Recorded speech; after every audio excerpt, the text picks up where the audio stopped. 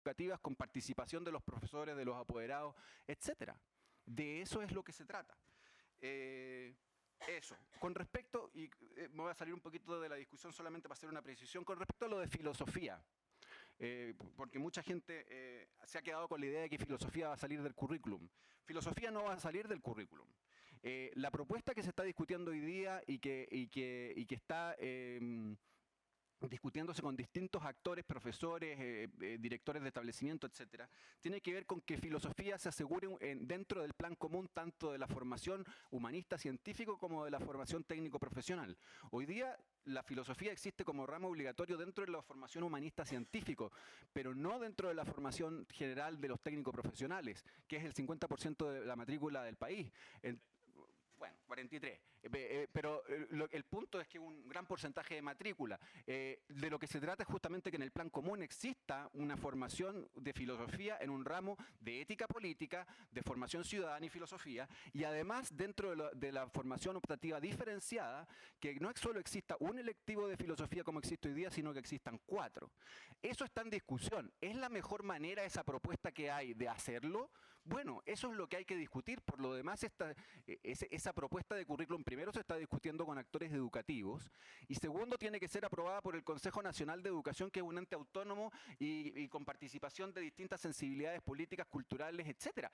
O sea, no es así que filosofía vaya a salir del currículum. Si queda la propuesta como está, va a haber más filosofía en el currículum, distinta, y a lo mejor no es la mejor manera de hacerlo. Bueno, esa es la discusión en que estamos. Entonces, cuando la discusión se transformó en que en que se sacaba filosofía del currículum, ahí hubieron distintos errores, tanto del Ministerio Comunicacionales como de lo que se generó después, pero no ese es el tema. El tema es cómo hacemos para tener un mejor currículum en tercero y cuarto medio, donde está la discusión hoy día, donde se está haciendo bases curriculares para tercero y cuarto medio, cómo tenemos un currículum donde las distintas asignaturas conversen entre sí y tenemos un currículum más integral e interdisciplinario. Ese es el desafío. Por eso mezclar una propuesta, filosofía con ética política y formación ciudadana. ¿Es la mejor manera? Bueno, discutámoslo. Hay un proceso largo todavía. Esto no está zanjado. Pero la interdisciplina, la integralidad del currículum son cosas que van a estar presentes en el currículum de tercero y cuarto medio y ese es el desafío. Respecto a esta misma materia y considerando también la coexistencia de proyectos educativos diversos, ¿cuál creen ustedes que iría a ser la incidencia que tenga el Estado en las mallas curriculares y cuánta autonomía deberían tener los colegios para crear su propio programa? Súper cortito. Después, o sea, súper cortito una precisión. Hoy día existe total libertad de todos los establecimientos educativos de generar sus propios programas de estudio. Total libertad. Lo que hay es un currículum nacional con objetivos de aprendizaje que son nacionales para todos y que tienen que cumplirse. Pero los programas de estudio, o sea, lo que se va a hacer en concreto en cada clase, hay una propuesta del ministerio y todos los colegios tienen libertad de desarrollar sus programas propios. Ahora, la mayoría de los establecimientos no tiene programas propios y tienen que usarlos del ministerio porque no tienen propios. Los adaptan, los contextualizan y está muy bien que lo hagan. La idea es hacerlo. No, esto no es para hacerlo calcado. Pero hay libertad para eso. Jaime. Qué bueno que haya aclarado justo eso, que es que la inmensa mayor parte usa los del Estado junto con los libros del Estado que están basados en eso mismo y cuando no lo usan, entonces va a la DEPROB y cariñosamente les dice, oiga, ¿y usted por qué está pasando otra materia? Entonces no es cierto. Al final, si uno realmente quiere que exista esa mayor diversidad, tiene que haber más espacio. Cuando el currículum está diseñado de manera de ocupar todas las horas disponibles, significa que el espacio para lo local, para esa diversidad, no es posible. Yo tenía más horas de clase en mi colegio, entonces por suerte tenía 5 horas de educación física, porque si no, no lo habría terminado, como les dije. Y otros colegios que quieren hacer una cuestión más artística, más musical, tienen muy poco tiempo para hacerlo. Por de pronto, la jornada escolar completa, que fue la promesa en que se iban a hacer cosas distintas a las materias que se pasaban durante la mañana, terminó siendo solamente lo mismo de la mañana, pero para la tarde. Y por supuesto, cuando uno quiere mantener a los cabros sentados desde las 8 de la mañana hasta las 3:40 de la tarde, no aguantan. Simplemente no aguantan. No se puede nomás. Pero no, dale, y vamos con esa cuestión y no importa. Entonces, lo que más es relevante pareciera en la discusión educacional es si la infraestructura está en el mismo root que el sostenedor y que el sostenedor esté en el mismo root que una corporación, porque ¿no pareciera que está medio trastocado la discusión sobre educación? ¿Cuál es la razón por la cual los colegios estaban constituidos asquerosamente como con fines de lucro? Porque para formar una escuela iban y tenían que pedir plata para construir una escuela.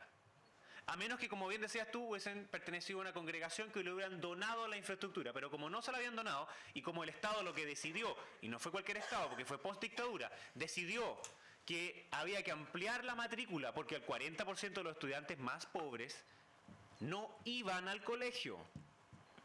Algunos dicen, oye, no, es que la educación era gratuita del 73 y era extraordinariamente buena.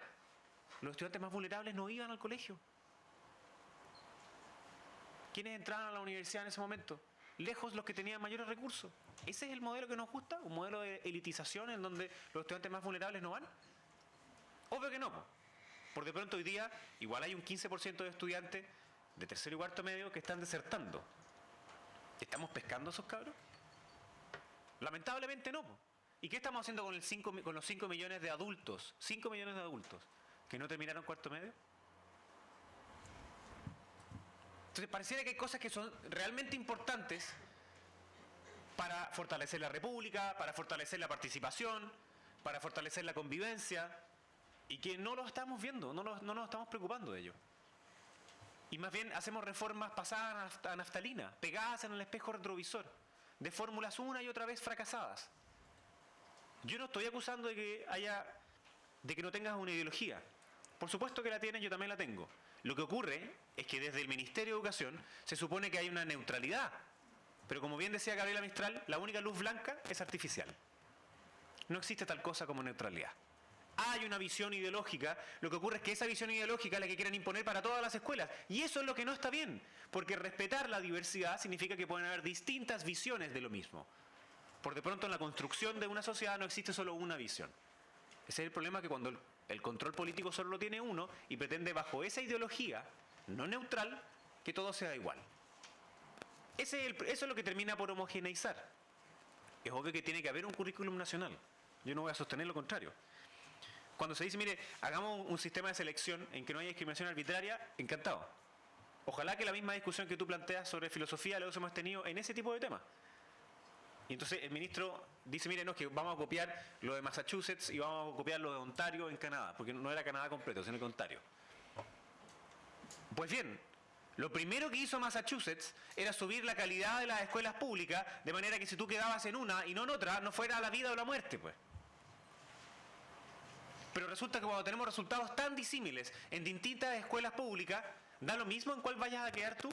No, pues no da lo mismo. ¿Por qué ocurre que el Instituto Nacional tiene lista para entrar? Tenía. No, y lo digo de verdad, porque los estudiantes de San Bernardo, que antes estaban en el Instituto Nacional, que eran hartos, hoy día se van a matricular al Liceo Bicentenario de San Bernardo. ¿De cuántas comunas vienen los estudiantes del Instituto Nacional? De casi todas las comunas de Santiago. Cada vez van a venir menos. De hecho, eso fue una de las cosas que pudimos cambiar, porque lo que querían los genios que hicieron la reforma era que solamente pudieran aceptar personas de la comuna, basado en los criterios de Estados Unidos. Claro, está bien, en vez de copago, tenía que tener una propiedad en el lugar. ¿Qué es más fácil de sortear? ¿Cuál barrera es más sencilla de pasar por encima? ¿El copago a las 30 lucas o tener una casa en la comuna? Y esto no es una cuestión que yo estoy inventando, de nuevo, ahí sí hay evidencia concreta. Ahora, tú tienes razón en que se presentó evidencia sobre la segregación que podía significar el copago, pero se podía reducir esa. Y el principal factor de segregación en las escuelas está explicado por la segregación barrial. Y, en segundo lugar, por las preferencias de los apoderados. Y en tercer lugar, por el precio del copago. Ahora, ¿le vamos a pedir a la escuela que solucione el problema de la segregación barrial de Santiago? No. Eso también muchas veces pasa. Por una parte, apoderados que creen que poner a los hijos en el colegio es como quien los mete al microondas, los pone en prekinder y los saca en cuarto medio, y si no sale la comida lista es culpa del colegio.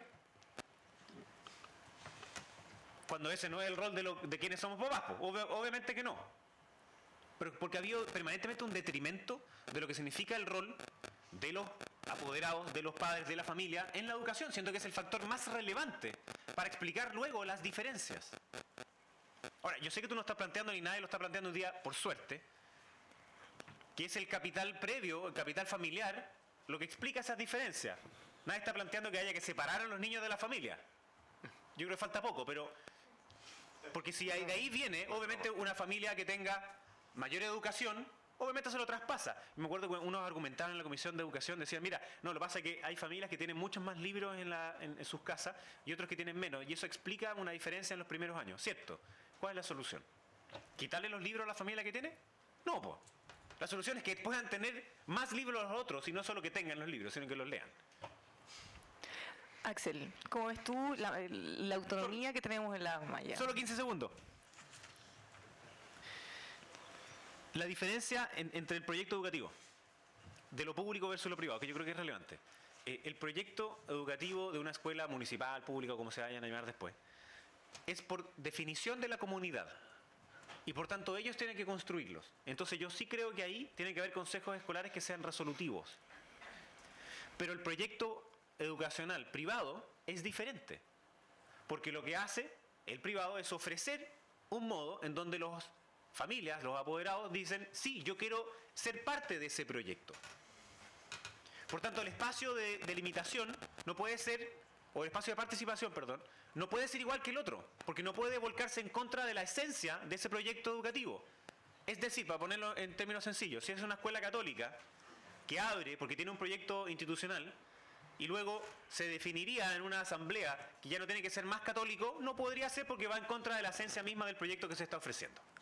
Ese es el punto. Por tanto, no es igual el tratamiento que tiene que tener uno versus otro en ese tipo de participación, lo cual no significa que no tenga que haber participación, porque la comunidad, la calidad de una escuela, se define en cuanto a la participación de la comunidad. Entonces es obvio que tienen que estar las partes, pero no son idénticas. Y hoy día, de hecho, el Estado hace una diferencia en cuanto al financiamiento. Hoy día los colegios públicos tienen un 30% más de plata, dependiendo cómo es la fórmula que uno calcule. Puede ser 30, puede ser 25, esa es la más bajita, hasta 45, porque hay vías de financiamiento que solo van a las escuelas públicas.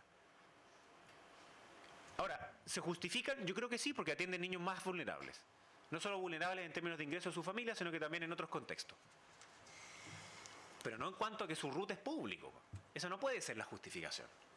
La justificación en cuanto a lo que hacen. Y Ofsted, porque que tú lo mencionaste, en Inglaterra, es esta agencia de calidad que toma las pruebas, acompaña a las escuelas que no lo están haciendo bien, pero si después de cierta cantidad de tiempo no lo siguen haciendo bien, entonces tiene que salir quién es el proveedor.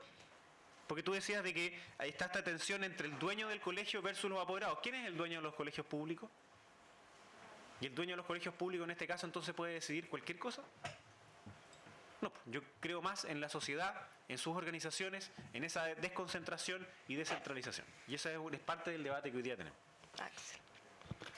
Ciertamente yo cambiaría el concepto público por estatal, porque aquí ya en Chile estamos a un nivel en que solamente el Estado hace las cosas públicas, y yo encuentro que la sociedad civil, las fundaciones, los colegios con fines de lucro, sin fines de lucro, todos atienden al público, entonces todos cumplen un rol público. Entonces cuando hablamos de la educación pública, estamos en realidad hablando de la educación estatal, la que controla el Estado, a ese concepto se refiere, y yo por lo tanto preferiría utilizar la expresión educación estatal. Eso es lo que ahí funciona mal, como casi todo lo que hace el Estado. Y eso no lo digo por decirlo, vean cualquier evidencia empírica y se van a dar cuenta de eso, ¿no? Entonces, partamos por ahí, ¿no? Los colegios particulares o subvencionados también son colegios públicos en ese sentido. No son colegios distintos de los públicos. A mi juicio atienden la misma necesidad y por lo tanto podemos hablarlo como público, lo único que no son estatales. Yo sí quería decir, volviendo al tema de la ideología, que es cierto, sí, yo no discrepo en el hecho de que hay una filosofía política detrás del proyecto. Es una filosofía política que yo no comparto, que yo he criticado en un libro analizándola en bastante detalle. Pero sí, cuando hablo de ideologismo, no me refiero a un conjunto de creencias, todos tenemos conjunto de creencias, me refiero a que ese conjunto de creencias uno las mantiene y las sostiene, incluso cuando la evidencia te está diciendo que estás mal. Ese es mi punto. Como decía Lenin, si la ideología se contrapone con la realidad, tanto peor para la realidad. Entonces, ese es mi punto. Ese es mi problema. ¿Queremos avanzar en igualdad? Es que si queremos avanzar en igualdad, no le puedes dar más plata a la educación superior. que lo que le das a la educación primaria. Si de verdad ese es el objetivo, no puedes hacer eso. ¿Por qué se hace entonces? Eso es lo que uno lo desconcierta. ¿Queremos avanzar en calidad? Es que si queremos avanzar en calidad, como dice Jaime, entonces no importa si lo del RUT, si el fin del lucro o no el lucro, hay colegios buenos con lucro, hay colegios malos con lucro. No es esa la discusión entonces. La discusión es lo que está pasando en las aulas, qué calidad de profesores tenemos, ¿verdad? Cómo mejorarlo, cuáles son los contenidos. Esa es la discusión de fondo. Y cuando Andrés Velasco dice en una entrevista reciente en la revista Capital, ¿verdad?, que no hay ninguna coma del proyecto educacional, más o menos así lo formula, que se haya preocupado de la calidad de lo que se está enseñando, tiene razón. Ese fue exministro de la presidenta Bachelet, por el amor de Dios. Entonces no es un neoliberal. ¿José Joaquín Brunner es un neoliberal hoy día? ¿Ven? Es que es el radicalismo de la izquierda que gobierna hoy día. ¿Cómo va a ser José Joaquín Brunner un neoliberal hijo de Pinochet, poco menos? Como me dijo una vez Alberto Mayol, me lo dijo Andrés Velasco. ¿La Mariana Elwin es una neoliberal? Pero si antes eran socialdemócratas, hoy día son neoliberales porque todos se corretaban a la izquierda. ¿La Mariana Elwin es neoliberal? ¿Carlos Peña es un neoliberal? Toda esta gente partidaria de la Concertación que ha criticado el proyecto en diversas dimensiones, en diversas aristas. José Joaquín Brunner lo ha demolido, ha sido el principal, ¿no es cierto?, opositorio creo que ha tenido este gobierno en estos años con el tema de las reformas educacionales. Hoy día son neoliberales, como si Milton Friedman les hubiera hecho clase. Además, un concepto bien discutible el de neoliberalismo, me parece una etiqueta pésima, que se ha desvirtuado muchísimo. Pero me parece que no es responsable ni sensato decir eso. Si ustedes hablan con ellos, ustedes se van a dar cuenta, a ver, los conocen. Aquí todos, la mayoría han votado, ¿no? Conocen quién fue José Joaquín Brunner, quién fue Mariana Elwin, han sido ministros de los gobiernos de la Concertación y resulta que hoy día están como si fueran de extrema derecha. ¿Así de mal estamos en Chile? Pero eso es impresionante. El presidente Lagos es calificado neoliberal hoy día. Acaba de anunciar que va a ser candidato nuevo a la presidencia hoy día, dicho sea de paso. Sí. El presidente Lagos es calificado por muchos como neoliberal. A ver, y como el neoliberalismo es una etiqueta espantosamente mala, ¿verdad? Porque es una etiqueta, no tiene un significante vacío, como diría Laclau, no tiene un contenido definido. Realmente cuando habla de neoliberalismo, en realidad no sabe lo que está hablando. La gente que lo escucha, por lo menos no sabe bien a qué se está refiriendo, lo único que sabe que es malo. ¿Ya? Entonces, no, si esta botella se llama agua neoliberal, nadie se la toma. Aunque sea el agua más pobre, nadie se la toma. Porque ya es asqueroso, ¿no? Como dice Ricardo López Murphy, que fue ministro de Economía de Argentina, cuando sus nietos se portan mal, él dice, voy a llamar a los neoliberales si no te portas bien. Porque con eso los manda a la cama, entonces duermen. Entonces, son neoliberales, esta cosa espantosa, te fijas, horrible. No, si está bien, tengamos discusiones basadas en filosofía y conjunto de creencias distintos. Yo lo encuentro espectacular, entretenido incluso. Pero nuestra responsabilidad al final es por la gente más vulnerable. Y ahí hay fórmulas que son mejores que otras para avanzar. Entonces no podemos tampoco, si tú me mostraras la evidencia de que un sistema, mira, este sistema que incluye elementos de competencia, de mayor libertad a elegir de los padres, con copago, todo lo demás, es claramente inferior desde el punto de vista de sus resultados, nos vamos a meter a niveles de colegios africanos, versus este sistema donde el Estado asume el rol central, ¿verdad? Y controla mucho más cosas, en fin, que nos va a meter en el nivel de Finlandia. También te diría, oye, bueno, hay un principio de libertad de elegir, tratemos de respetarlo, pero me parece razonable tu postura, pero uno no puede partir de la base de que porque algo lo hace, el Estado lo hace bien. Yo creo que la evidencia indica todo lo contrario incluso. Ni que porque algo lo hace la libertad de elegir de los padres, que eso es lo que llamamos mercado, porque ¿qué es lo que es el mercado? La libertad de elegir de las personas. Nosotros somos el mercado. ¿Ok? ¿Quién decide las decisiones de demanda y oferta de consumo? O de cuando ustedes van a la ópera o no van a la ópera, ¿quién decide eso? Eso es mercado, eso no es... Somos nosotros tomando decisiones libres, entonces tampoco caricaturicemos esta cosa como maligna que el mercado. Si el mercado somos nosotros tomando decisiones todos los días y todos pertenecemos, también los que están en el gobierno, ¿no? Entonces, es el punto. Como dice Douglas North, y termino con esto, Premio Nobel de Economía que falleció hace poco tiempo y que fue comunista, ¿no? Así que lo cito como fuente de autoridad, porque si no, me decís, no, es que es un neoliberal. No, sí, él fue comunista, ¿no? Y él analizó las ideologías y se ganó el Premio Nobel por el impacto que tiene las ideologías en las instituciones. Y él dice, las ideologías son interpretaciones de la realidad que te explican cómo la realidad funciona y además te indican cómo debería funcionar. Y explica, a renglón seguido, que hay ideologías que se equivocan en su interpretación de la realidad y que por tanto las conclusiones que extraen de la realidad de cómo esta debería funcionar conducen a modificaciones institucionales con resultados desastrosos, y hay otras ideologías, dice él, que hacen una interpretación más cercana de cómo funciona la realidad, por lo tanto los resultados que producen son mejores. Típico ejemplo que él pone históricamente, el más claro, es con por qué el socialismo económicamente fracasó. El socialismo fracasó, el liberalismo funcionó, porque el socialismo era una interpretación de la realidad económica totalmente equivocada, ¿ok? Y termino diciendo que no solamente fracasa en eso, el socialismo fracasa en todo. Como dijo una vez en Alemania, estando en Alemania, o alguien dijo, lo escuché la otra vez, si el socialismo le fracasó a los alemanes, no le va a funcionar a nadie. Jaime, te doy la palabra, pero además quiero profundizar en la pregunta anterior respecto a las mallas curriculares. ¿Cuánta libertad hay efectivamente hoy, tanto los colegios particulares pagados, particulares subvencionados y públicos, respecto a la libertad que ellos tienen para adaptar las mallas? Muchas veces sostenedores se quejan con que está tan saturada el tiempo que tienen que no les da espacio para agregar otras actividades, y también eventualmente hay una restricción de presupuesto respecto a a cómo pueden gastar sus recursos los colegios públicos y particulares subvencionados versus los pagados que tendrían una mayor libertad para poder asignar a una cosa u otra.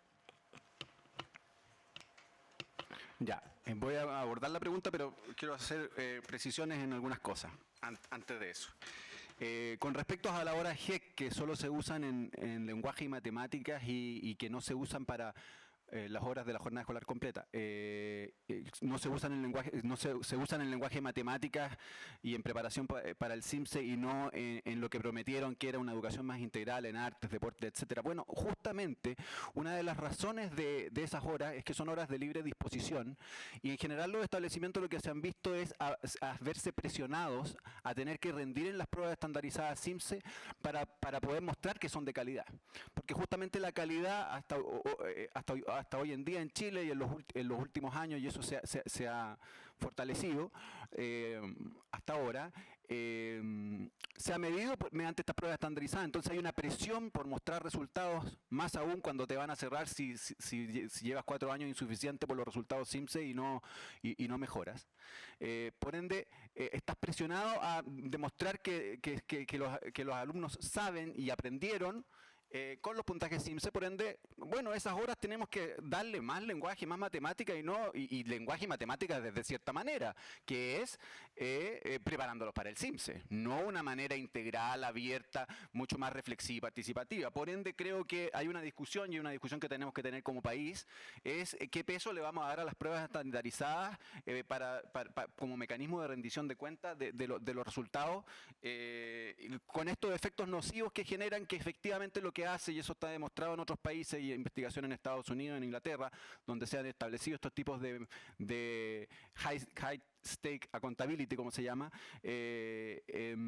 ha demostrado que empobrece el currículum escolar, y que efectivamente se reduce y se concentra en ciertas áreas de aprendizaje y en ciertas formas de enseñar acordes con la modalidad de la prueba, y no lo enriquece en otro sentido. Por ende, creo que esa es una discusión que tenemos que tener como país muy importante, porque parte del fracaso de las horas GEC, obviamente hay razones de uso de recursos, de gestión, etcétera, pero parte de eso tiene que ver con esta presión que como sistema le hemos puesto, y que creo que está en cuestión, y que tenemos que reflexionar sobre ello.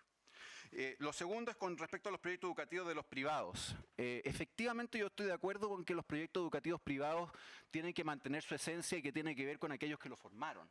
Eso yo lo comparto. Pero de ahí al recibir financiamiento público, dejando de tener un carácter público, no estoy de acuerdo. En ese sentido, no se trata de que un colegio católico, porque la comunidad educativa quiere que deje de ser católico, va a ser católico si es privado, financiado por el Estado. No se trata de eso. Se trata de cómo ser católico y cómo construir comunidad católica en ese establecimiento, ¿sí? Obviamente que cuando se postula un colegio particular subvencionado, los padres tienen que conocer el proyecto educativo y saber lo que eso implica cuando ingresan a él, y tienen que conocerlo, y lo que tenemos que garantizar es que esa decisión esté bien tomada, pero no podemos discriminar de antemano a una familia que sí quiere participar de ese proyecto. Ahora, ¿cómo ese proyecto se va plasmando en el tiempo y año a año? Bueno, eso tiene que ser flexible dentro de esas esencias que ese proyecto tiene. Flexible en el sentido de que la comunidad educativa en su conjunto lo va construyendo y lo va modificando. no deja de ser católico, pero se es católico de la manera en que la comunidad educativa lo va definiendo, con la participación de todos. Disculpa, Y eso es muy importante te considerar. quiero preguntar algo al respecto que yo imagino que a ustedes les interesa mucho. ¿Qué pasaría eventualmente si la comunidad se empieza a ingresar gente, quizá que en el caso, por ejemplo, de la comunidad alemana, que no son alemanes o que les cuesta el idioma o que quieren disminuir las horas, o en el caso de un colegio católico, que no les gusta tanto ir a misa todos los días en la mañana, entonces podrían empezar a cambiar el proyecto educativo en vez de tener que adherirse a él tal cual como lo quieren sus formadores? Bueno, a ver, los cambios, cuando uno adscribe a un proyecto educativo de carácter privado, ese cambio se va a dar siempre dentro de ciertos márgenes. No va a ocurrir que de pasar de enseñar alemán ahora va a empezar a enseñar chino mandarín y no alemán. Eso es absurdo porque la esencia misma del proyecto es un colegio alemán. Si el tema es cómo se construye cómo se va construyendo ese establecimiento, no solo en términos del idioma que se enseña, sino de la cultura escolar que se establece en él, que tiene distintas aristas. Entonces, digamos, la construcción de un establecimiento, y eso lo saben todos los que trabajan en establecimiento y los profesores, la construcción de la identidad de un establecimiento es dinámica, no es estática. Tiene ciertas bases, pero es dinámica. Entonces, el punto está en que si vamos a recibir financiamiento público, el acceso a esos establecimientos y la construcción debe ser participativa y debe no ser arbitraria y no tiene que haber discriminación arbitraria. Ese es el punto. No es en que no pueda tener un privado un proyecto educativo en particular, sino que no se cometan arbitrariedades y abusos, en tanto de carácter público. Eso. Ahora, con respecto a las mallas curriculares, efectivamente el currículum escolar es amplio y tiene muchos objetivos, ¿sí? Y que muchos de ellos no se alcanzan a abordar, porque la manera de abordarlo en general, y esto es un problema pedagógico, no un problema político, un problema pedagógico que es cómo abordar los distintos objetivos y contenidos expresados en esos objetivos en el currículum en una sala de clase y con los estudiantes.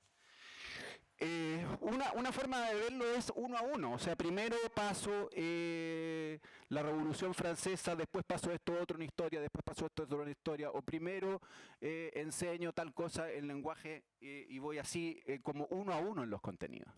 Pero otra forma, y esto es pedagogía, es decir, ¿cuál es el núcleo pedagógico o el contenido temático que yo voy a tomar como base para la formación de distintos contenidos que se agrupan en torno a una temática principal? Entonces yo no abordo todos los contenidos con la misma intención en la sala de clase. Lo que hago es, elijo el concepto de democracia en historia, en educación media. Y trabajo el concepto de democracia desde distintos episodios históricos de cómo se ha entendido y ha vivido la democracia en distintos países y en distintas culturas. Y trabajo la democracia griega, trabajo la democracia liberal, trabajo la democracia del siglo XIX, trabajo la socialdemocracia. Voy construyendo ese concepto de democracia y lo voy problematizando históricamente. ¿Sí? Ahora, ¿qué exige eso? ¿Qué exige que yo tome una temática principal y vaya agrupando distintos contenidos, que son un montón de contenidos, y les dé distinto protagonismo frente a una misma temática? Ahí depende del dominio pedagógico y de contenidos del profesor. ¿Sí? Y ese tipo de manera de implementar el currículum exige una formación docente inicial y continua mucho más potente. ¿Sí? Que es responsabilidad del Estado, de las universidades y de los distintos centros de formación, tanto universidades privadas y públicas. La carrera docente es un gran avance en ese sentido. Es un gran avance en ese sentido, aprobado por amplia mayoría en el Congreso. Cuando se dice que la reforma educacional no aborda la calidad, perdón, una de las reformas más importantes de los últimos 40 años, o desde la reforma de Frei Montalva, que apunta a la calidad, es precisamente la reforma de la carrera docente, que tiene sus críticas por lado y lado, que incomoda a algunos, etcétera, pero es una reforma que tiene un desafío de implementación muy grande, pero que se hace cargo de una cantidad de problemáticas en el país que apuntan al corazón de la calidad. Entonces a mí me parece también que es una caricatura decir que la reforma educacional en su conjunto no apunta a la calidad. Por lo demás, las otras reformas, la ley de inclusión, si bien no apunta a la calidad en sí mismo, establece un piso de calidad o un piso de acceso para acceder a la calidad que antes no existía. Lamentablemente estamos ya muy justos en el tiempo. Me gustaría saber si alguien tiene alguna pregunta. No sé si tenemos el micrófono.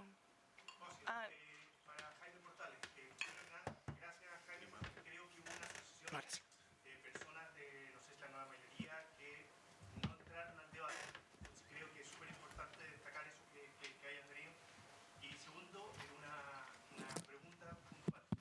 En una población la más pobre, si hay una persona que genera un colegio y se llena de plata y logra que los niños de ahí no sean muertos vivos caminando, ¿no te parece lógico que realmente se lucre, se llene de plata y lo ensalcemos?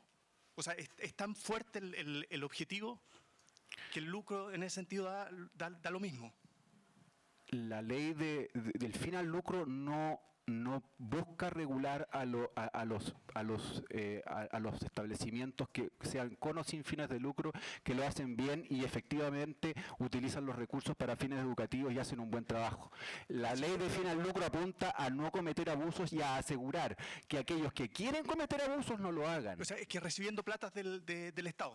Me faltó esa parte. Por eso te digo, en los colegios sin fines de lucro, los dueños o los sostenedores reciben su justa retribución. No trabajan gratis. Nadie trabaja gratis en un establecimiento sin fines de lucro. El punto está, y la ley de fin al lucro lo que hace no es regular a los con fines de lucro que lo hicieron bien y que efectivamente siempre gastaron en la educación de los estudiantes. Lo hace para aquellos que lo hicieron porque estaban cometiendo abuso del dinero. Es que, o sea, uno legisla para todos, no legisla para los casos, para las buenas prácticas. Por eso, perdón, y con esto termino. Estoy diciendo que se haga rico, o sea, que sea el más rico de Chile porque hizo eso. Es que para eso mejor no establezca un establecimiento educacional y dedícate a otra cosa. No. Si quieres hacerte rico millonario, dedícate a otra cosa. No, es que justamente el premio. Oye, una precisión, ¿cómo se puede determinar cuál es un sueldo justo? ¿Hay alguna fórmula? Porque podría ser muy distinto dependiendo de la característica del colegio, la cantidad de los alumnos, la ubicación geográfica. ¿Cómo definen qué es un sueldo justo? Es imposible, no se puede saber qué es lo que es un sueldo justo, habría que tomar parámetros comparativos, sería todo un cuento. Yo pienso que tú tienes toda la razón. Si yo creo un colegio en una población, estoy sacando a la gente adelante, le estoy dando oportunidades, la filosofía del gobierno es, no, preferimos que se queden pobres mientras tú no puedas lucrar. Esa es la filosofía del gobierno. No, la filosofía, dedícate a vender celulares. Que te interrumpe. La filosofía del gobierno es que en todos los lugares de Chile y en todos los territorios del país existan escuelas, tanto públicas o particulares subvencionadas, que reciban financiamiento estatal, que sean de carácter público y que entreguen una educación de calidad para sus estudiantes. Es una falta de respeto decir Pero tú estás diciendo que yo no podría hacerlo. No, te estoy diciendo que tú lo podrías hacer creando una fundación sin fines de lucro y generando un establecimiento en ese lugar. A mí me parece que lo que tiene que garantizarse aquí es el derecho a la educación y a la calidad de la educación de todos. Y eso exige responsabilidad de todas las partes. ¿Qué pasa si el lucro es una motivación para hacer eso? El lucro en educación, el lucro no puede ser una motivación. La motivación en educación tiene que ser el deseo de que los estudiantes, todas y todos los estudiantes aprendan. Ahora, esto tiene que recibir una justa retribución y un sueldo acorde al cargo, por supuesto que sí. Por supuesto que sí. Ahora, pero el lucro, en el sentido, el lucro es que yo de las ganancias que tengo lo uso para fines personales y para otros fines que no son los educativos. Me parece que en el caso de la educación, donde hay que garantizar un derecho a la educación y donde estamos hablando de recursos públicos comprometidos, eso no puede ir al lucro. Por supuesto que no. Jaime Belolio. A ver, no sé, parece que aprobamos leyes distintas, porque a mí me tocó verla y estuve hasta muy tarde durante varios meses y la reforma ocupa la misma solución para todos los colegios. Ese es el problema de la reforma, que supone que son todas idénticas y por tanto es bomba atómica en vez de ir con el láser. aquellas que abusaban, aquellas que hacían trampa, aquellas que no lo estaban haciendo bien. Y pongo un ejemplo emblemático. El Colegio Francisco Ramírez de San Ramón, cuya población vulnerable era arriba del 80% y cuyos resultados finales era que esos estudiantes, la inmensa mayoría entraba a la universidad, fue ese el colegio que dijo: yo no puedo con esta reforma. No puedo porque estoy constituido como con fines de lucro. Y de nuevo, ¿por qué se constituían como con fines de lucro? Porque necesitaban pedirle plata a un banco y el banco le decía: yo no le presto plata al colegio, le presto plata a una inmobiliaria. Y por tanto existe el colegio, existe la inmobiliaria. ¿Esa es una cuestión asquerosa y descabellada? No. Lo que uno tiene que preocuparse es si el colegio es malo. Y a mí no me importa que si es malo, si es con fin de lucro o sin fin de lucro o estatal. Porque quiero la misma solución cuando es malo. Que se acabe de ser malo y que pase a ser bueno. Eso es lo que me interesa a mí. La priorización en el verdadero contenido del derecho a la educación es la calidad. De lo contrario, entonces hagamos que todos los colegios sean igual de malos y entonces estamos todos felices. No, pues, obvio que no. Y ese no es el espíritu de la reforma, pero decir de que no se está perjudicando a escuelas que estaban constituidas como con fin de lucro, no es cierto, porque la ley le establece la misma fórmula a todos los colegios, sin importar si lo hacían bien o si lo hacían mal. Y ahí había un cambio de parámetro que era evidente, que había que hacerlo distinto para aquellos que lo hacían mal versus aquellos que lo hacían bien. Obvio, obvio. Pero no, porque más encima nosotros tenemos la solución. La Agencia de la Calidad del Sistema de Aseguramiento de la Calidad hace la diferencia, que no es solamente CIMSE. Ahora, sí vamos a estar de acuerdo con Jaime en varias cosas. Ahora, ojo que él dice que, mira, el problema de la JEC es que es el CIMSE en el fondo, son las pruebas estandarizadas. No, está bien, pero en el fondo tu discurso era predominantemente de que las pruebas estandarizadas son lo que hace que se repita la misma materia en las tardes que en la mañana. Es decir, podríamos dejar de evaluar si aprenden o no aprenden, pero no podemos cambiar el currículum. No, pues. ¿Qué es lo que hace que haya más CIMSE? El currículum, pues. No, pero déjame terminar, pues. Es decir, existe un currículum que no alcanzan a pasar los profesores, y como no lo alcanzan a pasar en las mañanas, lo tienen que pasar en las tardes, que es a su vez medido por el CIMSE, que guinda de la torta es la PSU. Y yo quiero recordarte que los creadores de la PSU son los creadores del CIMSE y son los creadores de la reforma. Y los creadores de la PSU en su momento lo dijeron, y yo me acuerdo perfectamente porque era presidente de la FEUC cuando cambiaron de la prueba de aptitud académica que di yo a la prueba de selección universitaria que dieron a partir del 2004 en adelante. Nos dijeron, la única manera de garantizar que haya igualdad es que todos los estudiantes pasen las mismas materias y sean medidos por ello. Y en ese minuto nosotros dijimos, oiga, se va a equivocar usted, porque cuando una prueba mide conocimientos y aptitudes y se basa más en conocimientos, va a perjudicar a los estudiantes de escuelas municipales y de escuelas particulares subvencionadas, y sobre todo va a caer pésimo a los estudiantes de liceos técnicos profesionales, porque como dijiste tú, ellos tercero y cuarto medio tienen otras materias distintas que no tienen los científicos humanistas. Bueno, nos dijeron que no, que éramos unos pendejos ignorantes, que no sabíamos de qué estábamos hablando. 10 años después tuvieron que pedir perdón, porque pasó exactamente eso. Y por último, lo que tiene que hacer una prueba de selección universitaria es tratar de predecir cómo le va a ir a un estudiante el primer año de su carrera. Inclusive algunos dicen que es el primer semestre de su carrera. Porque más allá ya depende de cómo aprendió en la prepa carrera, si le gustó o no le gustó. Pues bien, la prueba de lenguaje de selección universitaria hoy día correlaciona negativamente con algunas carreras. Es decir, mientras peor te va en la PSU, mejor te va el primer año. ¿Es una buena prueba? No lo es. Y como es un fracaso de prueba, es que entonces hoy día se pondera más las notas de enseñanza media, que permiten capturar otras cosas distintas, así como el ranking. ¿Qué es lo que me gustaría a mí? Un sistema en donde se valoraran otras cosas, como partí en mi definición de qué es lo que yo creía que era educación, que la educación no es solamente lo que se puede medir a través de una prueba estandarizada, sino que es sacar, y lo vuelvo a repetir por tercera vez, el máximo potencial de los estudiantes en sus aspectos intelectuales, físicos, emocionales y espirituales. Eso quiere decir que alguien que hace atletismo, alguien que toca un instrumento musical, alguien que hace arte, alguien que hace cuestiones diferentes a las propias estrictas del currículum, está aprendiendo, por ejemplo, en el deporte, está aprendiendo disciplina, tolerancia, resiliencia, concentración, factores que son mucho más explicativos de cómo a alguien le va a ir después en el CFT, en el IP, en la universidad y en el trabajo. ¿Y qué es lo que pasa con eso? Que no importan. ¿Estamos conversando sobre eso en las reformas? Nunca. Entonces pareciera que aquí hay una cuestión obvia. No, mire, si sacamos el CIMSE, entonces ahora los colegios van a ser buenos. Sacamos el lucro y ahora los colegios van a ser buenos. Lo hacemos dueños de la infraestructura y ahora van a ser buenos. No, pues, si no se trata de eso. Se trata de lo que ocurre al interior. Y la única, y vuelvo a repetirte, la única donde tuvimos algo más de consenso fue en el proyecto de carrera docente. Y no fue porque el gobierno lo quiso, perdóname. Porque fueron los propios partidarios del gobierno los que empezaron a echar abajo la reforma. No fue por ellos. Sorry. Yo no me voy a aquí levantar diciendo, mira, yo soy aquí el bacán que salvó la cuestión. En ningún caso. Pero el proyecto tal como ingresó y como terminó es completamente distinto. Y es porque se generó un consenso, porque había una disposición a dialogar. En los otros proyectos no ha habido una disposición a dialogar. Es, mira, sí, ya, ok, te voy a escuchar, pero ya, votemos. Y por supuesto, la responsabilidad para nosotros, que como yo sé que somos menos, lo tengo súper claro, pierdo todas las votaciones, es que no basta con decir que no, sino que hay que decir por qué no, y a continuación, qué es lo que me gustaría hacer. Cosa que hicimos en el proyecto de final lucro, copago y selección, cosa que estamos haciendo en el proyecto de municipalización y que estamos haciendo en el proyecto de educación superior. El 2014 fui a 115 colegios. El 2015 fui a 75 colegios. Y este 2016 llevo 50 colegios. Entonces, sorry, ¿sabes qué? A mí, la postura de, mire, nosotros desde el Estado, desde Alameda 1371, sabemos lo que pasa en todo Chile, en todos los colegios, sorry, pero no. Eso es lo que tiene chato a las personas que están hoy día en los colegios, a los propios sostenedores, que los miren en menos, que les digan que son unos lucradores asquerosos, que están ahí porque solamente quieren sacar la plata y llevársela a no sé dónde. Eso no es verdad. Se nos acaba el tiempo. Sí, le no, una damos cosita, unos minutos en ningún finales. caso, yo por lo menos yo he pretendido decir que la educación está conformada por lucradores asquerosos, perdón.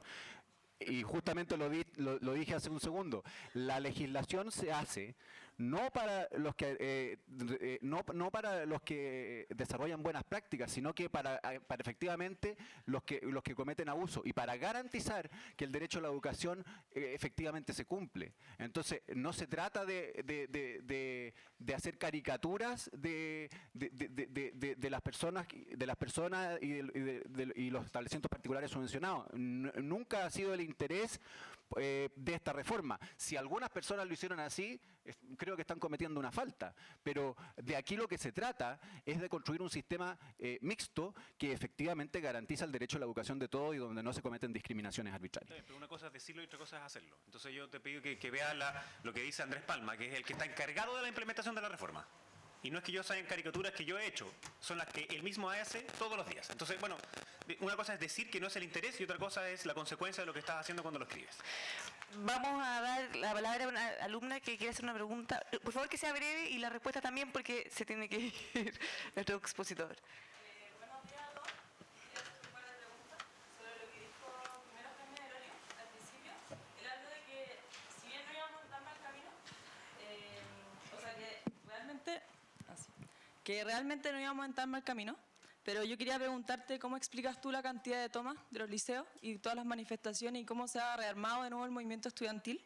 Y por otro lado también hablar un poco de tanto que se enfatizó en la participación y lo que persigue esta reforma sobre consejos escolares, pero dar un punto súper importante de una persona que vive en un colegio, que va todos los días, que quiere decir que está tomando un punto peligroso el empoderamiento de los estudiantes a este nivel, es decir, lo que están, por ejemplo, el caso del UNAP, todas las tomas del Instituto Nacional, o sea, hasta qué punto queremos empoderar a los estudiantes hasta que quizás de repente los profesores se pueden ver intimidados frente a toda esta presión social que este movimiento está ejerciendo. Entonces, ¿hasta qué punto esta participación puede ser positiva? Y en este sentido también no se ha hablado casi nada, se ha mencionado la carrera docente, pero no se ha hablado casi nada de cómo se va a llevar a cabo. De verdad yo digo, estoy en un colegio bueno de la élite chilena y es poca la información que manejamos nosotras. Entonces, ¿cómo le podemos dar importancia a los docentes que están tan desacreditados hoy día? Es decir, hemos hablado tan mal de la PSU y de una prueba estandarizada, pero que al mismo tiempo está pidiendo un rendimiento totalmente mínimo. Es decir, mis amigas con peor rendimiento académico son las que están entrando a carreras como pedagogía. ¿Cómo vamos a cambiar eso en Chile? ¿Podemos hacer la segunda pregunta de inmediato en virtud del tiempo? Que la respondemos juntos. Ah, no. Bueno, tengo una serie de puntos que ustedes dijeron. Mi pregunta estaba un poco dirigida al señor Belolio y al señor Portales. Vuelven un segundo. Ya, ok. Yo creo que la pólvora ya se inventó hace rato. Hay países que ya vienen de vuelta en esta discusión. Disculpa, dado que tuvo que salir un segundo, mejor vamos con la pregunta Ya, a la alumna ok. para que no se la pierda. Sí, Vamos. ya. Perdón. Sí, para que después cuando vuelva Para que la escuche. la pueda hacer la Dije pregunta. usted también, pero sí. Pero para que la escuche él también. A ver, una cosa es que el sistema vaya bien y otra cosa son las tomas. Yo fui presidente de la FEUC y por tanto conozco exactamente el circo de monos en que estoy metido hoy día y en el que estuve metido. El Partido Comunista en la Confech es de centro. Hoy día es de centro derecha. Cuando la primera vez que llegué a una reunión de la Confech, el listado decía punto número 1 de la tabla, fechas para paros, tomas y movilizaciones. Punto número 2 de la tabla, razones para paros, tomas y movilizaciones. Entonces yo levanté la mano y dije, oye, está bien, yo soy ingeniero comercial, estoy estudiando ingeniería comercial, la lógica no es lo que más me pasa en mi carrera, pero no sería al revés. O sea, primero debería discutir las razones y después los mecanismos. Y se levantó Chascón y me dijo, compañero, usted no ha entendido nada, siempre primero las fechas, después las razones. En eso no ha cambiado ni un ápice. Lo que pasa es que ahora no solo ocurre en las universidades, sino que también ocurre a nivel de los colegios. Si tú vas al Instituto Nacional y le preguntas a los muchachos que se lo tomaron, ¿por qué se lo tomaron? Te dicen, no puedo hablar con usted porque usted no es un interlocutor válido, lo vamos a preguntar a la asamblea primero y después vamos a conversar. Entonces, eso no es una lógica democrática. Aún más, yo creo que las tomas son siempre ilegítimas. No solo ilegales, porque obvio no están dentro de la ley, son ilegítimas. Porque el derecho a la educación, como decía Jaime, es de los estudiantes y por tanto ese no se puede arrebatar ni siquiera por la mayoría de los estudiantes. Es decir, el acto de la votación ya es ilegal e ilegítimo. Pero por si fuera poco, en la USACH siempre se tomaban las decisiones de tomas y paros por una asamblea. Y perdóname la expresión, para llegar a la asamblea, levantar la mano y decir que tú no quieres, hay que ser bien hueón. O sea, después de eso te miran para el lado y nunca más podéis volver a entrar, digamos, al propio lugar. ¿Y qué fue lo que hicieron la última vez? Que decidieron que la votación no iba a ser solamente por estos representantes, sino que iba a ser por voto por cada alumno. 73% votó en contra. Y entonces tuvieron que bajar la toma. ¿Y cuál fue el resultado final? Llegó otro grupo y se lo tomó igual. En la Universidad de Concepción hicieron exactamente lo mismo y sacaron una declaración preciosa. ¿Cuál fue la declaración? Los que votaron que no saben por qué votaron que no. Son ignorantes. Y piensan en sí mismos y son egoístas. Entonces, claro, ¿por qué hay tomas? Porque hay una posición ideológica extremista, ultrona, que no pretende tener razones. Y cuando ganan los ultrones, pierden las razones. Ahora, la mayor parte de los estudiantes que quieren movilizarse y otros no son ultrones, pero están cooptados por ellos. Y uno les pregunta, ¿cuáles son esas argumentaciones? ¿Cuáles son esas razones? No hay ninguna, cero. Entonces empieza a salir después, no, la nacionalización del cobre, la educación no sé qué, no sé. Yo hacía clases en la Universidad Católica cuando empezó el 2011. Y las primeras demandas, los primeros petitorios tenían que ver con el pase escolar, después seguían con calidad de la infraestructura, después seguían con calidad de la educación y los docentes. Pero la semana siguiente caminaban de la mano con el presidente del Colegio de Profesores y curiosamente salió del petitorio la calidad de los docentes. Entonces uno dice, bueno, ¿en qué quedamos? No estoy diciendo con eso que no sea importante, y ahí tengo una diferencia contigo. Yo creo que sí hay que empoderar a los estudiantes al interior de una comunidad escolar. Yo fui presidente de mi centro de alumnos, además, así que no podría decirte otra cosa. Creo que es muy importante. Lo que pasa es que eso tiene un límite. Y no puede ser el estudiante el que determine cómo tiene que ser evaluado, como salió el otro día en el petitorio del INBA. Obvio que no, po. Lo mismo ocurre en el caso de las universidades. No puede ser el estudiante el que le diga al profesor cómo tiene que pasarle la materia a la carrera, si por algo está estudiando, po. O sea, porque quiere ir a aprender. A continuación, si después quiere determinar cómo tienen que ser los contenidos, bueno, que se adscriba a la planta académica y para eso que tenga un doctorado como tiene Jaime, entonces se meta y sea profesor. Bien, pues. O sea, así es como se construye eso. Y en el colegio es lo mismo. Eso no significa, como dicen algunos, no, es que tú, la lógica autoritaria de la dictadura, entonces, bueno, perdón. Adentro de una sala de clase hay un profesor y hay estudiantes. Y el profesor tiene que poder enseñarle a los estudiantes. No es una cuestión autoritaria, obvio que no, porque además yo acabo de decir que ha cambiado la forma en la cual se tiene que enseñar. Es mucho más participativa, es mucho más horizontal, pero eso no significa que sea el estudiante el que tenga que decidir cómo evaluar, qué materias pasar. Obvio que no le corresponde a su ámbito de influencia, pero en las otras cosas, por supuesto que sí. Por ejemplo, en qué usar los tiempos libres. Por ejemplo, que si hay que hacer una u otra inversión en deporte o alguna de las cosas electivas, o si tienen que ir a uno u otro lugar como en salida del colegio, obvio que sí. Es esencial para además la formación de un estudiante ir más allá del propio currículum. Ahora sí vamos con la otra pregunta. Mi pregunta está dirigida al señor Portales. Se habló mucho sobre los datos empíricos Y yo noté una serie de datos empíricos. El 2011 se promulga la Ley de Aseguramiento de la Calidad, que esencialmente, bueno, yo creo que su objetivo es bastante noble, que tiene que ver con la creación de la Superintendencia y la Agencia de la Calidad. Pero creo que también lo mencionó el diputado, que habla de que hoy día las escuelas, sobre todo las escuelas más chicas que no tienen grandes soporte, de alguna forma se ven bastante ahogadas por estas supervisiones. Ese es un dato real, ¿ya? Entonces, bajo su lógica de influencia que usted está en el ministerio, o sea, imagínense por un sostenedor de Coyhaique que está en el campo, su influencia es bastante mínima.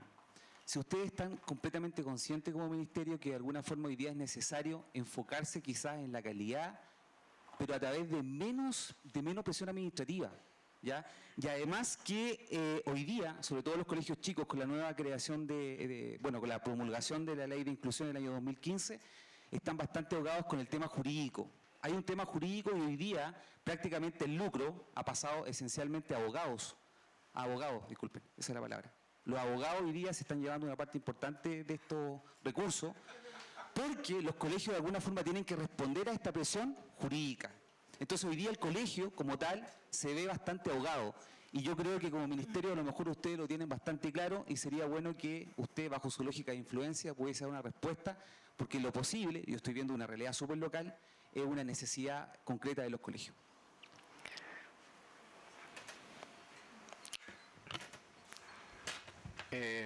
Voy a abordar la primera pregunta y después voy a tocar, referirme al comentario de recién.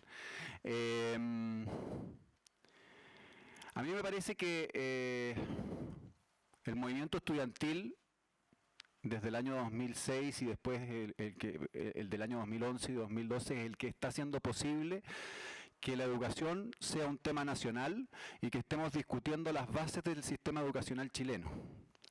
Sin esos movimientos estudiantiles, esta discusión aquí y los cambios que están ocurriendo y la necesidad de abordar como país la educación que queremos y el sistema educativo que queremos, no sería posible. Por ende, creo que los movimientos sociales y en particular el movimiento estudiantil ha cumplido una función muy importante para que eso se produzca.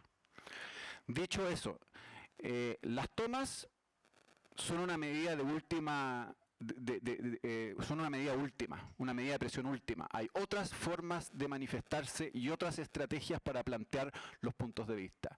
Me parece a mí, y aquí estoy de acuerdo, que hoy día las tomas no están cumpliendo el objetivo que buscan, que es poner un tema en discusión, reivindicar la necesidad de un cambio y necesariamente el movimiento estudiantil tiene que modificar su estrategia. O sea, hoy día las tomas no están siendo, no cumplen el objetivo que tienen que tener, que es forzar una discusión. Hoy día la discusión se está dando. Ahora hay que dar la discusión. Hay que buscar otras estrategias, me parece a mí.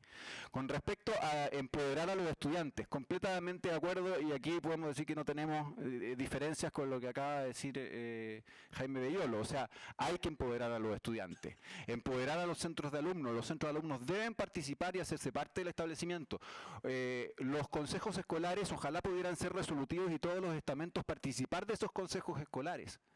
Sería interesante que también los colegios particulares subvencionados y por qué no los particulares pagados se cuestionaran de la existencia de este encuentro de estamentos para discutir acerca del proyecto educativo y de la forma que esta comunidad quiere forjar identidad y desarrollarse para adelante.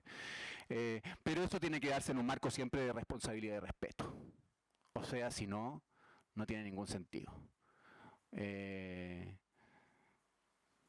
O sea, la democracia, el valor de la democracia, el valor de una democracia participativa es que participamos con respeto. Cuando el respeto se rompe, la verdad que no es posible, no es posible la participación. Al contrario, es un, o sea, no resiste mayor análisis. Pero, de nuevo, eso no implica que hay que dejar de empoderar a los estudiantes, hay que empoderarlos. Así como también los padres tienen que involucrarse más en la educación de sus hijos y participar a través del centro de padres. Y los profesores también tienen que fortalecerse como consejo de profesores, sin duda. En todo colegio debe haber un consejo de profesores fuerte, que tiene espacio para la discusión pedagógica, que tiene espacio para la discusión también del proyecto educativo que se quiere formar en el establecimiento. Y el director tiene un liderazgo educativo y pedagógico muy fuerte que hacer en todas estas líneas. O sea, enormes responsabilidades. Así que sí, pero todo en un marco de responsabilidad y respeto. Con respecto al sistema de aseguramiento de la calidad, el sistema de aseguramiento de la calidad tiene ventajas, pero también en el proceso de implementación se producen dificultades. Y hoy día los establecimientos educacionales efectivamente no llega solamente una persona del ministerio a fiscalizar el uso de recursos y la normativa educacional y a entregar apoyo técnico pedagógico a los establecimientos subvencionados o públicos municipales, sino que llega un inspector de la superintendencia y en aquellos casos en que hay visitas evaluativas de la agencia, un evaluador de la agencia. Bueno, estas instituciones tienen que coordinarse y naturalmente que se está desarrollando un proceso de coordinación, se han creado gabinetes SAC regionales, se está trabajando, es un proceso de implementación lento, pero hay conciencia en el sistema de aseguramiento, en estas tres instituciones, de que la llegada a la escuela tiene que ser coordinada, de que no se puede bombardear a la escuela y demandarla. Sabemos de la sobrecarga administrativa que los directores tienen, y eso naturalmente que hay que simplificarlo, y ese es un desafío de implementación que lo sabemos y lo estamos abordando y no es fácil. Eso. Muchas gracias. Ya nos pasamos por el tiempo, le queremos dar las gracias por habernos acompañado. Le voy a dar un par de minutos, ojalá muy breve, para que hagan sus consideraciones finales. Mis consideraciones finales, básicamente quisiera hacerle una pregunta a Jaime Portales, que acaba de hablar.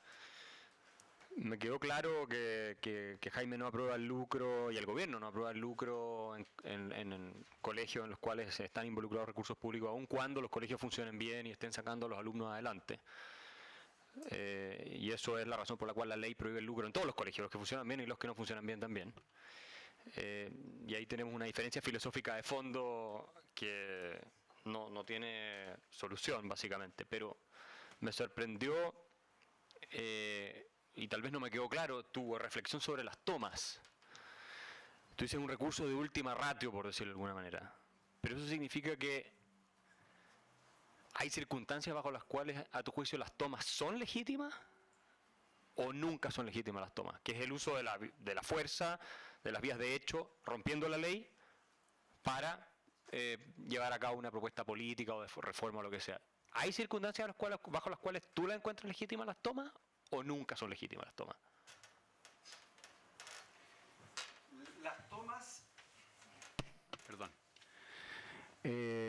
Las tomas es una última medida de presión frente a un problema que es complejo y que ojalá nunca ocurrieran, pero me parecen legítimas en el contexto de que se ha desenvuelto un conflicto en que las partes no han llegado a una solución. Ahora, una toma no es la destrucción del establecimiento. O sea, eso me parece una irresponsabilidad mayor.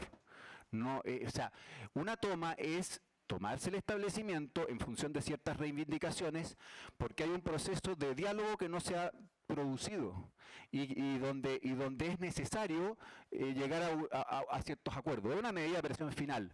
Ciertamente siempre es cuestionable y siempre es compleja, pero requiere ciertos requisitos para que ocurra.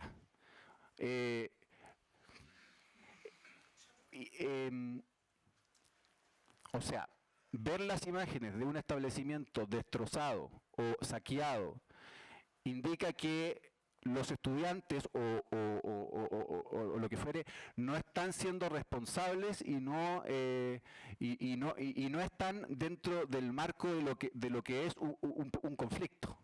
Están pasando a llevar el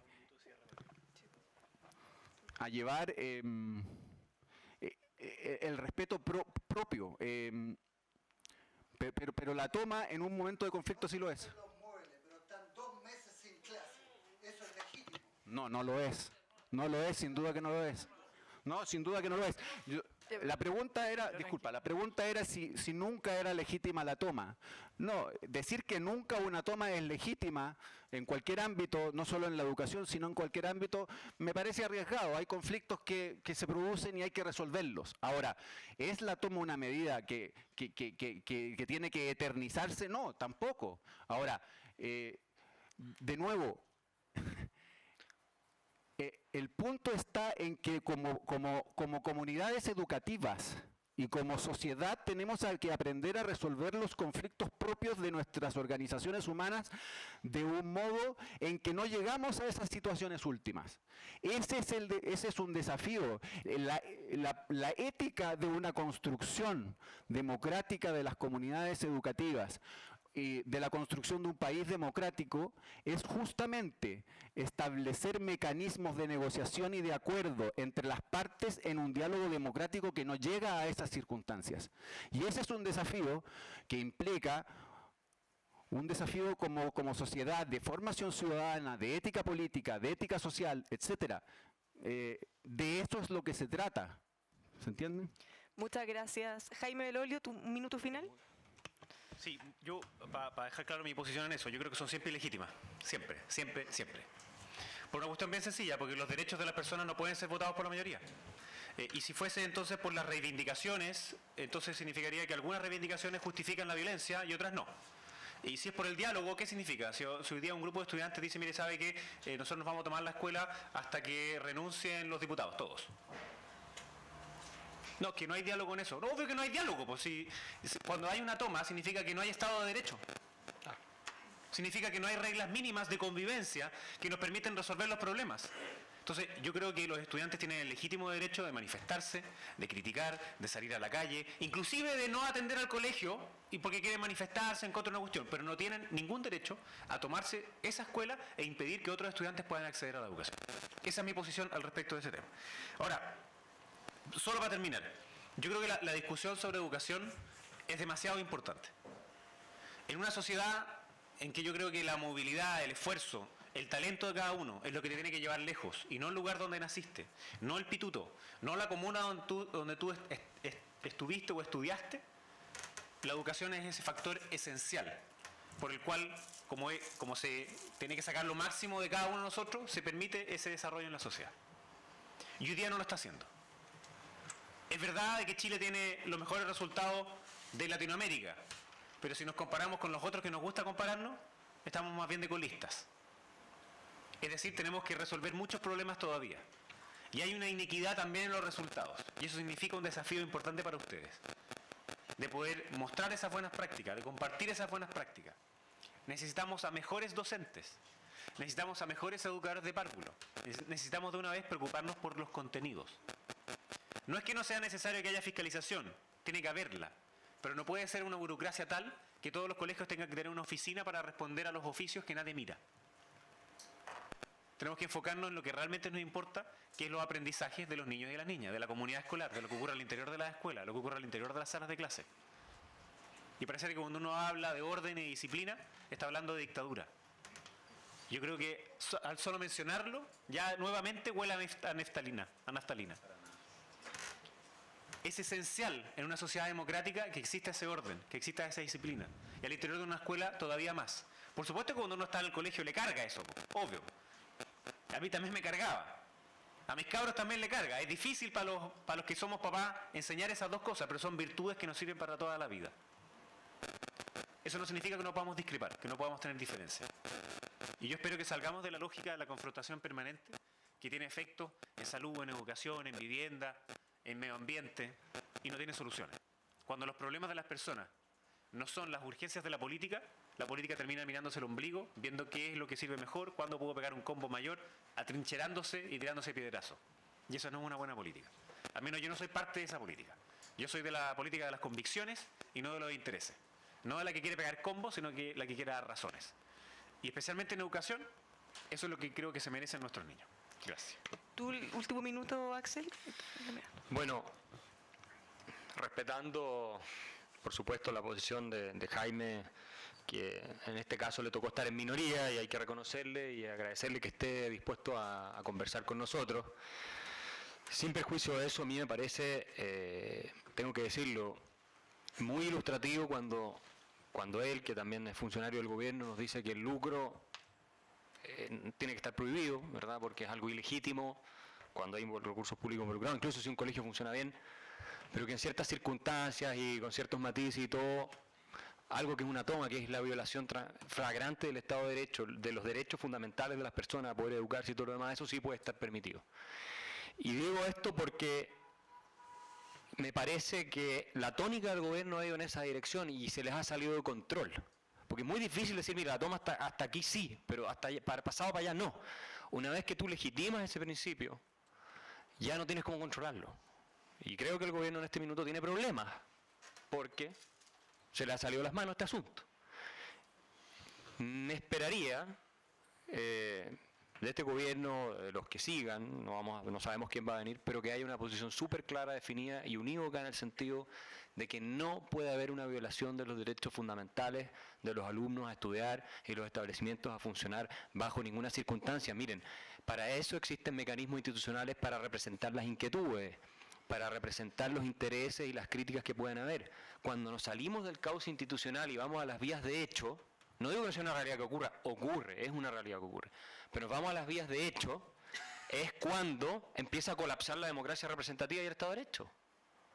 Entonces al final dejemos que gobierne la calle, entonces cerremos el Parlamento, como dice Jaime, que la calle gobierne y que cualquiera de estos encapuchados el día de mañana arme una asamblea y nos imponga todo lo que tenemos que hacer. Ese es el principio, estoy exagerando, pero ese es el principio por el cual estamos avanzando, es muy peligroso y no es responsable hacer eso. Entonces, yo quisiera terminar diciendo, obviamente, yo soy contrario a toda manifestación que viole los derechos de terceros. Uno puede expresar ¿no es cierto?, su propuesta, su crítica, puede marchar, puede escribir en los medios, puede hacer sus blogs, puede hacer todo lo que quiera. Pero lo que no puede hacer es, al expresar su opinión, que es un derecho fundamental también, expresar su opinión, aplastar los derechos de otros. Porque ahí está colapsando el Estado de Derecho, está colapsando la democracia representativa. Ahí estamos entrando en otro juego, el juego donde los encapuchados, como ayer, sacan, amenazando físicamente al rector de una universidad, prácticamente patadas para afuera después de los secuestrados 2 horas. En eso estamos en Chile hoy día. Y el gobierno, me parece a mí, en aras, ¿no es cierto?, de preservar el Estado de Derecho y el orden, que es muy importante, tiene que tener un mensaje claro, categórico y sin ambigüedades en esta materia.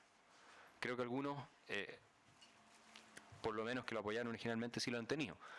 Pero no podemos seguir avanzando en un país donde el que se toma las cosas, el que las rompe, aunque en eso Jaime fue muy claro, que no lo aprueba, pero en el fondo estamos avanzando para allá. El que se rompe, el que para, el que paraliza, el que se toma esto, el que se toma lo otro, es el que termina teniendo la razón y el gobierno le va a dar el beneficio que quiere para que deje de seguir haciendo ese tipo de desorden y desaguisado. Y con eso lo único que se genera es el incentivo para que haya más de lo mismo. Entonces, esa sería mi reflexión final y una vez más le agradezco a Jaime por haber discutido con nosotros. Siempre es muy interesante intercambiar puntos de vista en condiciones como las actuales, que está tan polarizado el ambiente, y también les agradezco a todos ustedes por la atención y especialmente a la Asociación de Colegios Alemanes por la invitación.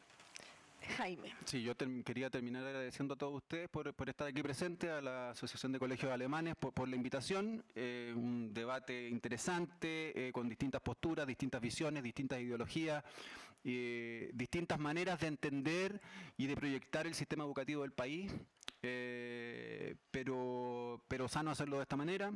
Agradezco mucho y dejar como un poco al final de mis palabras la invitación a todos ustedes que en general provienen del mundo particular pagado de vincularse con lo que está pasando en la sociedad chilena y en el entorno, de abrir las puertas de sus colegios y abrir las puertas a los estudiantes de sus establecimientos para participar de los debates públicos, de la construcción de la sociedad chilena, pensar, de discutir en el seno de sus comunidades educativas cómo hacemos la inclusión educativa, la atención a la diversidad, la valoración de las diferencias, la construcción de una comunidad democrática donde se valoran las diferencias, se establecen reglas de respeto y responsabilidad también. ¿Cómo se construye eso en sus comunidades?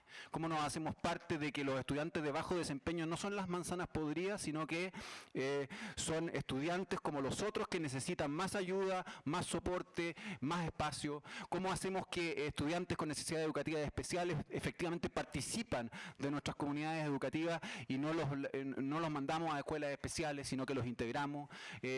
¿Cómo abordamos las distintas nacionalidades en nuestra comunidad educativa? ¿Cómo abordamos esa diversidad? ¿Y cómo nos abrimos a la diversidad que está fuera de nuestro establecimiento en términos socioeconómicos, culturales? Vamos a construir un mejor país si salimos de nuestros guetos y nos vinculamos todos. Muchas gracias. Muchas gracias. Le quiero agradecer a Axel Kaiser, Jaime Belolio y Jaime Portales también. Muchas gracias a ustedes por habernos acompañado esta mañana. Y finalmente, unas breves palabras del presidente de la asociación. Quería precisar que el esfuerzo nuestro fue que fue una convocatoria amplia. Invitamos a la señora Camila Vallejo, ella no aceptó. Invitamos a otros dirigentes del Partido Comunista, tampoco aceptaron. ¿Ya? Iba a venir el señor Sergio Vitar para que no estuviera solo el señor Portales. ¿Ya? Lamentamos la situación, al mismo tiempo lo agradecemos que haya debatido con dos personas tan inteligentes para exponer sus puntos de vista, usted también. Y también decir que invitamos a la señora Mariana Elwin, ella aceptó inicialmente, después no pudo.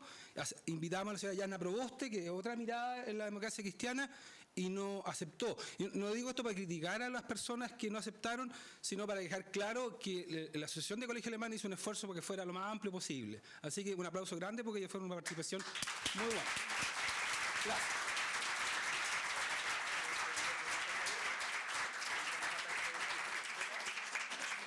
Muchas gracias a todos por su asistencia también. Que tengan una buena tarde. Gracias.